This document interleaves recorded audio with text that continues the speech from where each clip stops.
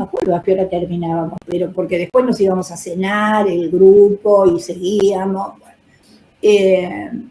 pero la cuestión es que mi formación empezó a estar disociada, digamos, ¿no? O sea, por un lado, yo cursaba en la UBA la carrera y por otro lado estudiaba a la noche, una vez por semana, porque era educación no formal, pero durante 5 años. La carrera duraba 5 años y las reuniones y las clases eran una vez por semana.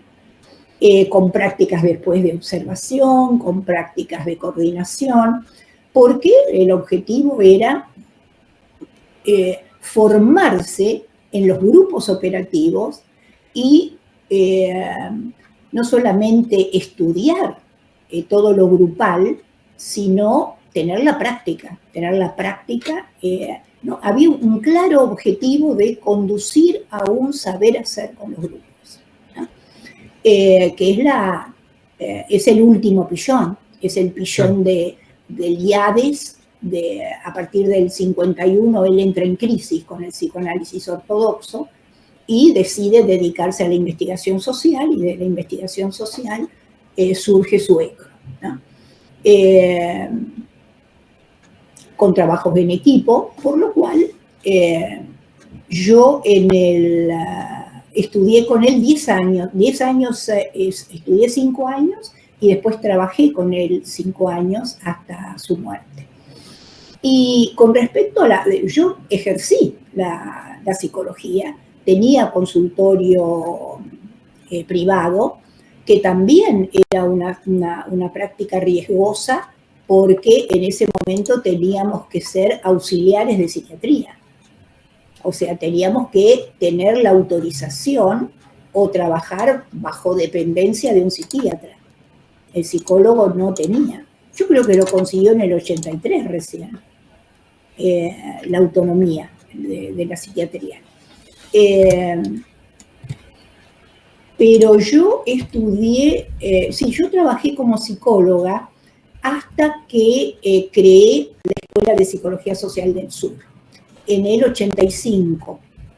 En plena efervescencia de la democracia, de la voluntad de participación, de volver a recuperar la comunidad, la clase. Estábamos llenos de jornadas, congresos, encuentros, o estábamos en la calle porque había algún lío con los militares o había que defender al gobierno, o bien estábamos en jornadas de psicólogos sociales, en fin.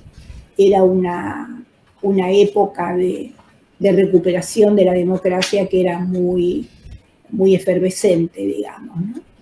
Y en la facultad yo me recibí en el 69 y recuerdo que en ese momento el decano, que era decano de Filosofía y Letras, era Juan Albino Herrera, y tuvo la particularidad, porque estaban mis padres habían ido a ver, digamos, la entrega de títulos, y tenía una particularidad, que él entregaba el título y no daba la mano, no saludaba, nada. Entonces mis padres dicen, pero no te saluda, no te felicita, no hace algo para cuando vos te recibís. Le digo, no, porque tiene miedo de que alguien le retire la mano, y que él quede con la mano extendida y no lo saluden, porque era la dictadura, ¿no? Era un decano de la dictadura. Entonces, él prefería no hacer nada, entregar el título a secas y nada más, digamos, ¿no? Cuando yo recibí el título, no hubo ningún altercado, pero sé que en otras entregas de títulos hubo disturbios, digamos, ¿no? Gente que protestaba, así que ese fue mi paso por la facultad. Muy signada, podríamos decir, por la dictadura, ¿no? Pero yo lo que sentía era, yo por supuesto, y creo que era una moda en ese momento también, uno se formaba en muchos grupos de estudio. O sea, uno terminaba la facultad y tenía la sensación de que no sabía. Por supuesto, ni sabía hacer. O sea, la única práctica que habíamos tenido era una entrevista con alguien, que podía ser un niño o alguien, que por supuesto uno lo buscaba entre los conocidos. No iba a un hospital, no iba a tener la entrevista. Entonces era uno que era el hijo de una amiga, de una amiga de una amiga, o sea, uno conseguía a alguien para hacerle la entrevista. Era todo un como si, era un simulacro, digamos. Esa fue la única práctica que yo tuve. Entonces yo sentía que me formaba realmente en la escuela de Enrique Pillon-Rivière.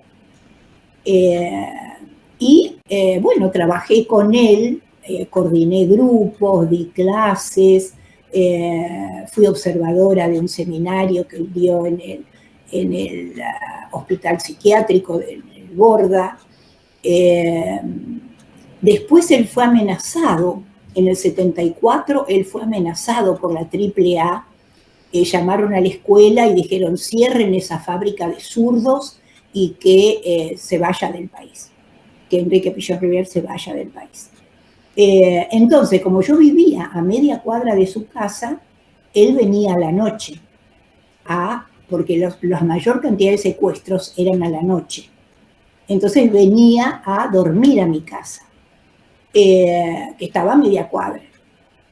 Ahora, yo no resistí mucho, porque Pillon no dormía. Pillon era alguien que no podía dejar de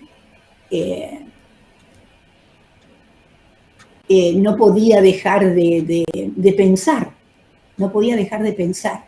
Entonces, a mí me habían recomendado que yo lo llevara a dormir, pero yo no me acuerdo si era coordinadora o había empezado ya a ser docente en ese momento, probablemente había empezado con las primeras clases que me pedían, pero yo no podía, yo le decía a Pillon, vamos a dormir, vamos a descansar, Pillon, no. Primero que iba a hacer frente al no de Pillon, porque era medio cascarrabias, te digo, o sea, era como muy determinado en lo que quería hacer. Entonces era, por ejemplo, yo lo iba a buscar a eso de las 8 más o menos, o 7 y media, entre 7 y 8, lo iba a buscar a su casa. Yo tenía un Fitito, en ese momento tenía un Fiat 600. Entonces él siempre tenía, generalmente tenía vernissage o tenía exposiciones de pintura, porque él era un excelente crítico de arte. Entonces siempre les pedía, los expositores, digamos, se armaba un grupo, le pedían que él recorriera la sala y que después diera una exposición de cuál era su crítica, digamos, cuál era su crítica, qué era lo que él opinaba, veía. Eso era muy expectante, lo atendían en un silencio absoluto, ¿no? Como reverencial casi.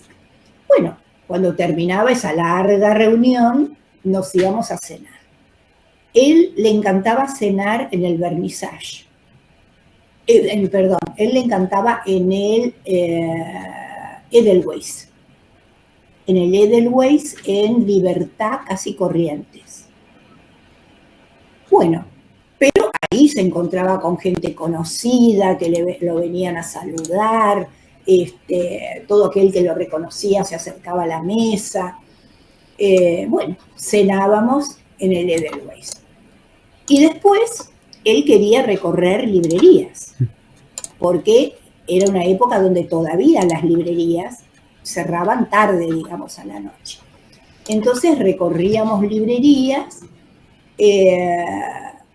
O sea, la dictadura del 66 no fue la del 76. Fue más liviana, digamos, ¿no? Y la gente se atrevía a más.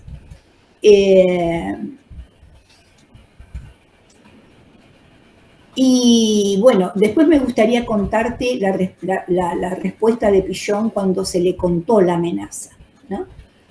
Pero te cuento cómo era el encuentro con él. Entonces él compraba montañas de libros y de los más heterodoxos. Yo me acuerdo que una vez había elegido, digamos, varios libros para comprarse y había elegido una revista de mecánica popular.